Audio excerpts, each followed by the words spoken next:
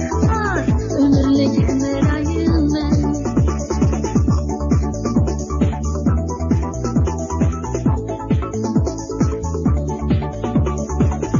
Uçraşkan şu bağlarının ızları da kezip yürümen. Öpüşken şu saraylarda da seni yat ekimen.